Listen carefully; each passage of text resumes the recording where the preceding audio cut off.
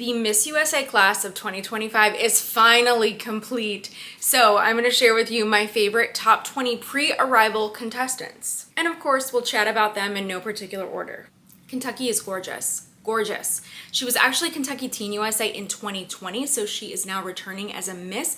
She has matured, she looks stunning, so I could see a placement again for Kentucky. I will say though, I hope that her styling is different. I feel like her gown choice for state was very, very heavy on her frame. I think she needs less fabric and avoiding broad, wide structured shoulder shapes. DC is actually Miss Maryland's Outstanding Teen in 2016. And I will say that I feel like her styling needs improvement. I think that it's very inconsistent. I think that she looked beautiful when she won her state pageant, but she needs to bring that look everywhere. But here's the thing. Her strength is her public speaking and her interview skills because she competed in the America system.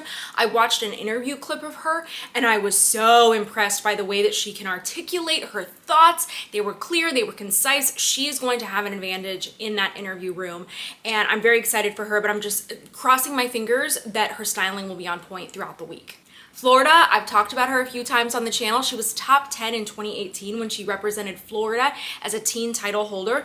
I actually judged her at a runway competition over a year ago and she won that competition, rightfully so. She has so much stage presence. She's a very, very sweet contestant as well. And I think that she just stands out so much, especially for the stage competitions. I'm not sure where she's at with her interview skills, but she's somebody to watch out for. Don't overlook Nebraska. She was top 5 at Miss Teen USA in 2020.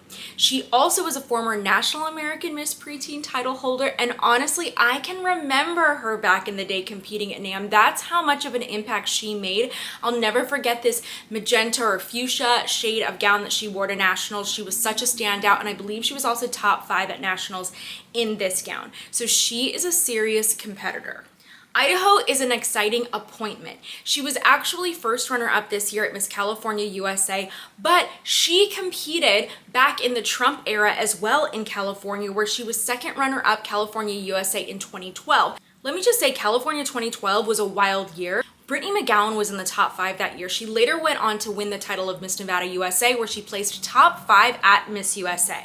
In 2012, Bree was also the first runner-up, and she went on to win the title of Miss Florida USA in 2016. Placing second runner-up was an amazing accomplishment in California. It's still a competitive state, and since she was competing, the reason that she took that pause is she did age out, and then now she's been able to come back. She is now a wife and a mother, so she's approaching competition in a very different way, and I just love seeing how she's grown across social media. You can just scroll through her personal page and see that personal growth. I feel like her personal growth is just reflective on her socials. She looks like she's glowing all the time. She looks like she has this new and brighter confidence, and I'm really excited to see her compete.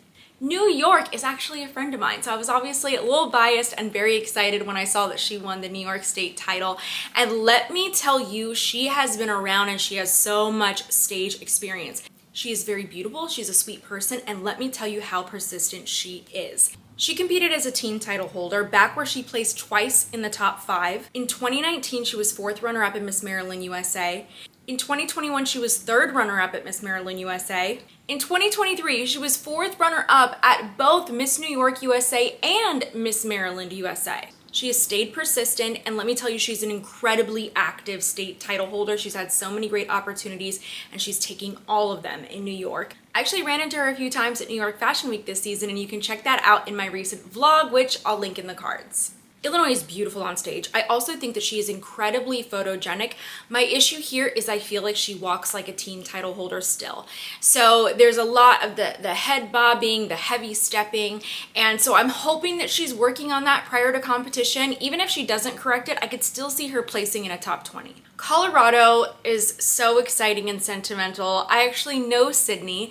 I judged this year's final interview for Miss Earth USA, and she was first runner-up for that competition, and unfortunately she aged out this year, and I was so curious and wondering, like, what is the next step for her? And I'm glad to see that she was appointed, so she's one of our 16 contestants, 8 Miss 18s appointed for this year's competition. And that was exciting because I know that she is just such a lovely young woman, and she always has a positive attitude. Watch my vlog for the Pretty Down to Earth series for Earth USA, and you will see it was not the most glamorous experience. And I can just remember how positive Sydney was. And then I also remember a lot of the crew talking about her and sharing their positive experiences with her, and they were just really happy to work with her. And because of that journey at Miss Earth USA, she has gotten so great at posting consistently on social media, storytelling, and these are one of these skills I think that are really useful now for title holders. So it's a really exciting thing to see her going to Miss USA. I'm thrilled and I wish her luck. Louisiana is gorgeous. She's also bilingual. She used to compete for Texas USA, and I found out that she also represented Texas at Miss Grand USA, which totally makes sense. The thing about her is I do feel like her styling is still very grand, so I actually hope she pulls things back quite a bit for USA. Maine is the reason that I do these episodes. I have not heard a single person talk about Maine, and she to me is a diamond in the rough. She is so gorgeous. She is so photogenic. She's very, very tall. She honestly reminds me of Leonie as well. I really hope she brings some great styling to the competition. She is stunning. Oregon was first runner-up at Miss California USA. Fun fact, I actually used to coach her daughters because they competed in pageants as well. And now mom is really throwing her hat in the ring here. Let me tell you, she has a great walk, incredible stage presence. I personally love when she lets her hair loose and styles it out. That's my preference for her. I hope that we'll see that on stage, but regardless of that, she is so fit. She's a mom, she has a lot of life experience, and she's just so sweet and really is confident also in her public speaking and in her interview. She's really kind. I hope you check her out. Massachusetts is beautiful. She is tall, she's incredibly photogenic, but I will say her in-person styling needs to level up. The hair, the makeup, all of that stuff needs to look just as good as it does in her videos and in her images, but she's still somebody that I would look out for. South Carolina is interesting. I would say this year she is our certified influencer. She is Mayweather's girlfriend. When she won, she had about 1.3 million followers on her Instagram, but since then she has grown to 1.8 million followers. I think she's beautiful, but I haven't seen clips of her walk yet, or I don't have a great idea of how she would do in interview. She does have some videos where she's talking to the camera, but she's obviously, very relaxed and just chatting with her audience as an influencer. So maybe those skills can come across as very natural and relatable in her interview. Washington, USA, I actually judged her in a runway competition a few years ago as well. Thought that she had really, really great stage presence. She is so beautiful. She's also a mom. She's another one of our contestants who had aged out and now is eligible again. I love that she was already first runner-up in Washington and now she has been appointed to the state where she resides. I think that is lovely. Obviously, lots of personal connection there. One thing I have to say about her is that, of course, she's confident, but also she has fabulous styling. She has a very, very unique look on stage that I think makes her stand out. So I am excited to see her during this competition. New Jersey. I feel like people shared a lot about her first when she won, but let me just say she has some of the most consistent styling that I've seen. Obsessed with her wardrobe. She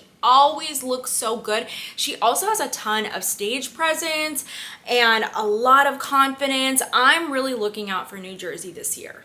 If Georgia's not our next Miss USA, she's at least got to be top 5.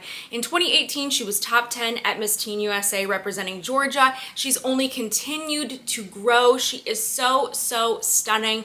I feel like every single time that I see her, there's never a hair out of place. And whoever wins Miss USA has to be ready for Miss Universe. And she is always giving Miss Universe ready. Arizona, I just found out that she won. I didn't realize this. She is fabulous. Actually, I remember meeting her when I was an outgoing National American Miss title holder in 2009.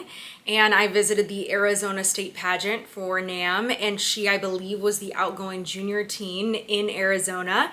And I remember her back then, and we were both so young, and she was so, so stunning. I was like, wow, she is just so beautiful. And I always remembered her. I didn't even know she entered, and then I just saw the results this week, and I was like, oh my gosh, finally,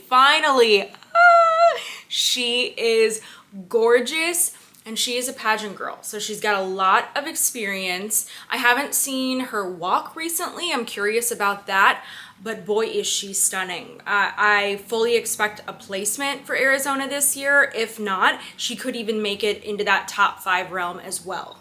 Tennessee is so cute. I really hope that she wears her straight hair for competition. I think it's such a great look for her on stage. Tennessee is a pageant state and they were top 5 last year, so I feel like once again, Tennessee will be very, very well equipped for competition. I would expect to see at least a top 20 placement for her. One thing I've noticed this year is there are a lot of contestants that have formerly competed in California or at Texas, and now they have either an appointed state title or they moved states. Nevada is one of them. She is a big fan favorite because she was also so popular at Miss Texas USA, where she placed first runner-up. She is stunning, and one thing that makes her very different from everybody else is her story. She has alopecia and she regularly shares her inspiring story with audiences. She is beautiful and I expect a placement.